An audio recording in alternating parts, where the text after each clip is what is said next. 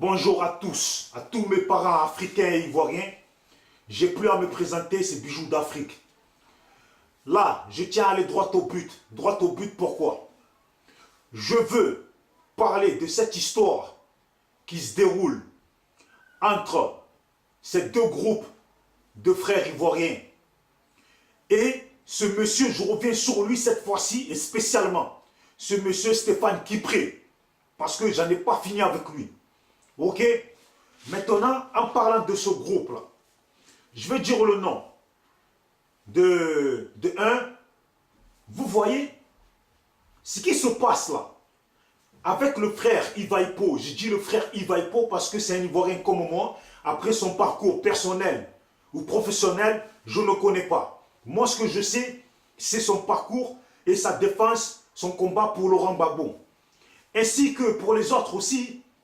Eux aussi, je ne connais pas leur vie professionnelle et personnelle, mais moi je connais que leur combat pour le président Laurent Gbagbo et pour les Ivoiriens.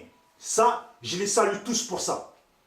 Mais venir essayer de se discriminer, essayer de se salir en mettant la photo et salir votre propre frère ivoirien, Ivaïpo, en mettant sa photo, en disant des conneries, hein, en parlant de lui, tous vous vous mettez ensemble pour descendre Ivaïpo. Pour quelle raison? Pour quelle raison? Pour la raison que vous êtes en train de nous donner. Si Ivaïpo a envie de devenir politicien, c'est Dieu qui connaît le destin de chacun. Là, on est en train de gueuler, mais son futur, c'est Dieu qui connaît. Mais si Ivaïpo, moi, le point sur lequel, voilà, un point sur lequel je mets mon trait, c'est quoi? S'il a envie de devenir politicien, c'est son droit. Mais il ne faut pas qu'il utilise l'image de Gbagbo pour devenir politicien. Dans son propre besoin et pour ses propres intérêts. Ça, non. Ça, pour ça, je ne suis pas d'accord. Mais s'il décide de devenir politicien, dans le but de aussi défendre la cause de Gbagbo, je lui tire mon chapeau. Parce qu'il peut se servir de l'image de Gbagbo, mais en défendant la cause de Gbagbo, plus tard. Et ça, c'est à saluer. Comme ce qu'il a fait au Ghana pour les réfugiés, c'est à saluer. Vous voyez?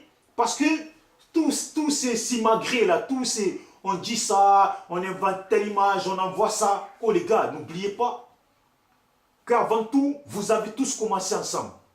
Et n'oubliez pas que peu importe les choses que vous avez à vous reprocher, vous-même, entre vous personnellement, ça doit rester entre vous. Vous pouvez parler en inbox, vous pouvez vous appeler parce que vous avez tous chacun les numéros de l'autre. Vous pouvez vous appeler. Il y a des intermédiaires qui peuvent intervenir. Donc, vous affichez comme ça. Moi, pour moi, quand je vous vois vous afficher comme ça, vous n'êtes plus dans le combat de la Côte d'Ivoire, du président Laurent Gbagbo pour les réfugiés. Vous n'êtes plus dedans.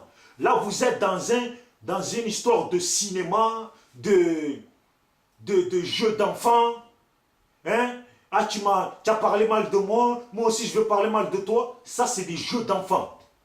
Il y a des gens qui vous suivent. Et ces gens qui vous suivent, beaucoup sont respectables et respectueux envers vous. Alors ces gens-là, respectez-les. Vous voulez descendre votre propre frère, Ivaïpo? Dans quel sens? Vous y gagnez quoi? Vous y gagnez quoi? Vous montrez sa photo avec un autre monsieur à côté. Mais vous y gagnez quoi? Arrêtez tous ces trucs. Si vous concentrez sur le combat qui est le combat des Ivoiriens et le combat du président Laurent Gbagbo et des réfugiés, et des réfugiés, la paix en Côte d'Ivoire. Si vous avez du mal à vous concentrer dessus, comme je vous ai dit la dernière fois, essayez de faire autre chose. Ça vous permet d'avoir un peu de recul, d'analyser. Et vous revenez encore mieux. Mais n'essayez pas de faire des actions comme ça. Votre collègue là, il a fait des études qui sont méritantes. Il a fait des études, il a des connaissances qui sont valables pour que il imagine son futur. C'est tout. Parce que tout cela, vous pouvez nous dire que vous ne faites pas ça pour de l'argent. Nous, on sait que vous faites ça pour de l'argent. Vous voyez, tous les Ivoiriens qui étaient auprès de Gbagbo ont trahi Gbagbo. Ça, c'est pas un mensonge, ça. Ils ont tous trahi Gbagbo. On va en venir à ce type-là, Stéphane Kipré. En 2009, j'entendais parler de toi. Stéphane Kipré, le poulain de Guy Vincent. Guy Vincent l'a présenté à la fille de Gbagbo. Et le petit, il s'est renfloué les poches. Il roule dans des grosses voitures. Et il gaspille l'argent. Il bouffe bien. Il est avec la fille de Gbagbo, Stéphane Kipré. Je dis, oh, mais c'est qui ce Stéphane Kipré? C'est qui ce Stéphane Kipré? Et mon ami qui est allé en 2009 en Côte d'Ivoire a vu, les yeux vus, Stéphane Kipré, qui se l'a pété, qui bouffait l'argent du pays, qui vivait bien sur le compte de Gbagbo. Aujourd'hui, on dit, c'est son argent, il fait ce qu'il veut de son argent. Depuis quand tu as eu de l'argent, toi? Depuis quand tu as eu de l'argent? Tu ne peux pas nier que tu n'es pas le poulain de Guy Vincent. C'est Guy Vincent qui t'a fait. La fille de Gbagbo, là, c'est pour ça que tu es devenu bien. Donc si on dit que les gens ont bouffé les sous de la Côte d'Ivoire et les sous de Gbagbo, c'est bien des gens comme vous. Vous qui avez fui le pays avec l'argent du pays. Aujourd'hui, on dit, ouais, pourquoi tu parles mal d'un cadre du pays? Toi, tu es un cadre, toi, depuis quand tu es un cadre? Tu es un cadre d'où? Tu es le poulain de Guy Vincent, ça s'arrête là. Tu es le mec qui est avec la fille de Gbagbo, ça s'arrête là. L'argent que tu utilises là, qu'on dit tu mets des cars à disposition. Mais ce n'est pas des cars que tu devais mettre à disposition. C'est des Boeing que tu dois mettre à disposition pour que les gens, ils vont voir Gbagbo.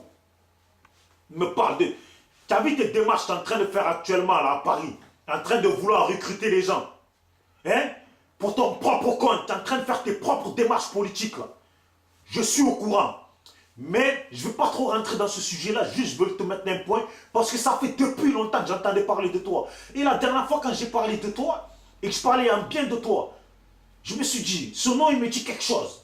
Ce nom il me dit quelque chose, mais je ne savais pas encore, je cherchais encore. En fait c'est toi là, ce Stéphane Kipré, qui a bouffé l'argent. On dit aujourd'hui, tu as des sociétés, tu es là à gauche, à droite, tu as 6-7. Mais pour avoir tout ça, l'argent tu les as sortis d'où? Vous avez tous trahi Gbagbo. Ce n'est pas parce que tu es avec la fille de Gbagbo que tu vas te ramener aujourd'hui pour dire que ouais, je me bats pour Gbagbo, je mets des cars à disposition. L'argent que tu mets à disposition, là, ce n'est pas toi. Vous les Ivoiriens qui ne comprenez rien du tout, l'argent, là, les cars qu'il met à disposition, c'est l'argent de la Côte d'Ivoire. C'est l'argent des Ivoiriens. Donc ne soyez même pas fiers de lui parce qu'il met des cars à disposition. Ok? On n'a pas fini, Stéphane Kipré. Tu vois? Oh, je ne sais pas où j'ai mis mon téléphone, mais je te le dis. J'ai plein d'enregistrements, des gens qui t'ont connu, qui t'ont vraiment connu en live, même certains qui sont ici à Marseille. Qu'on parle, ils me racontent ta vie, mais je n'ai pas envie de rentrer dans les détails, mais ce que je veux dire, l'histoire de Gbagbo, là, vous les Ivoiriens, vous êtes tous des traîtres, vous êtes tous des traîtres. Vous avez tous trahi Gbagbo. Ce n'est pas que le Philippe Mangou. Ce n'est pas que. Parce que Philippe Mangou, il a trahi en live. C'est pour ça. Mais vous, là, vous avez fui avec l'argent du pays. Et Gbagbo se retrouve en prison. C'est à vous de payer les avocats de Gbagbo. Ça, c'est une vérité. C'est à vous de payer les avocats de Gbagbo. Et je vais vous dire, tu essayes actuellement de voir les politiciens français. Quel contrat, toi, tu vas signer qu'Alassane n'a pas encore signé? Dis-nous, quel contrat tu penses que toi tu vas signer qu'Alassane n'a pas encore signé? Écoutez, il faut des générations nouveaux pour l'Afrique, des générations nouveaux pour la Côte d'Ivoire. Parce que dans 10 ans, 20 ans, dans 20 ans, là, les Alassane, ils ne sont plus vivants, ils ne sont plus là. Tous ces vieux politiciens africains, dans 20 ans, là, dans 15, 20 ans, là, ils ne sont plus là. Ils vont vouloir se piquer pour essayer de rester en vie. Mais ils ne seront plus là. Ça, c'est une vérité.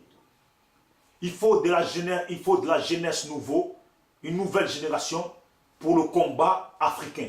Et la politique ne se fait pas avec ses égos personnels et les traîtrismes. Et comme ça, là, tu vois vos manières de faire. Vous me dites à moi de montrer mon visage. Moi, je vais montrer mon visage à des traîtres, à des gens remplis de traîtrisme qui ont trahi le président Laurent Gbagbo, qui aujourd'hui, chacun pense à ses intérêts. Vous allez me dire quoi? Tout ce que vous faites là, la politique soi-disant, débat de Gbagbo, vous cherchez tous votre propre place au soleil. Vous voulez vous mettre une place, avoir une place au soleil. C'est ce que vous cherchez. Vous cherchez tous à bouffer de l'argent. C'est ce que vous cherchez. Vous pouvez faire croire ce que vous voulez, à qui vous voulez. Mais moi, étant un jeune qui n'est pas bête, je sais et je sais. Et vous-même, vous savez, là où vous êtes aujourd'hui, tous en costard-cravate, là. Il y a quelques années en arrière, vous étiez en costard-cravate. Toi qui pries, tu étais en costard-cravate, oui, parce que déjà, depuis longtemps, tu bouffais, toi. C'est une vérité. Depuis longtemps, tu bouffais. Comme ceux qui me font des témoignages, des commentaires. Oui, mais pourquoi il attaque un cadre de notre parti? Un cadre de ton parti? Les cadres de ton parti qu'il y a aujourd'hui, c'est Charles Blé Goudé, c'est Laurent Gbagbo. Vous savez, tous les autres ont trahi Gbagbo. Le seul qui n'a pas trahi Gbagbo et qui est resté avec Gbagbo, il a fini par être en prison avec Laurent Gbagbo. Ça, c'est la vérité. Le seul qui n'a pas trahi Gbagbo, il a fini par se retrouver en prison avec Laurent Gbagbo. Ça s'arrête là.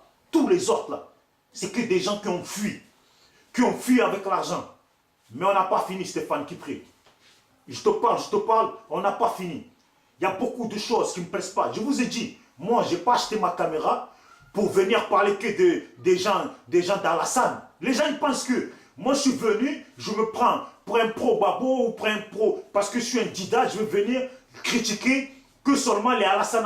Mais en Côte d'Ivoire, il n'y a pas qu'Alassane. La politique, il n'y a pas qu'Alassane. Vous êtes du FPI, vous êtes de panafricanisme et vous êtes là en train de bouffer pour vous. Chacun marche pour ses intérêts. Il faut être bête pour ne pas le voir que vous tous vous marchez pour vos intérêts. Je le répète, il faut être bête pour ne pas le voir que vous tous vous marchez pour vos intérêts. Vous essayez de vous faire une place au soleil. Vous n'êtes même plus dans le combat de Gbagbo. Vous faites, c'est du faux semblant. C'est du faux semblant. Mais les Ivoiriens qui ne sont pas bêtes là, ils savent que vous tous là, vous marchez pour vos propres intérêts. C'est tout. C'est tout. Et je n'ai pas fini. Ce que je vous dis, considérez le combat. Si vous là, même en vous faisant une place au soleil, ayez quand même pitié de beaucoup de gens qui sont en prison en Côte d'Ivoire. Et Stéphane Kipré, la prochaine fois là, c'est des Boeing qu'il faut que tu mettes à disposition pour aller voir Laurent Gbagbo. Tout l'argent que tu lui as pris là, tout l'argent que tu as profité quand il était là, quand il était président, l'argent que tu as profité là, ne serait-ce que pour rembourser une petite poussière là, il faut que tu mettes au moins 10 Boeing à disposition pour aller voir Gbagbo. Et je suis encore gentil. Et vous tous là qui veulent nous faire croire que vous n'êtes pas là pour l'argent là, on voit clair dans vous tous. Moi je ne suis pas là pour être l'ami de quelqu'un. Ok, ciao.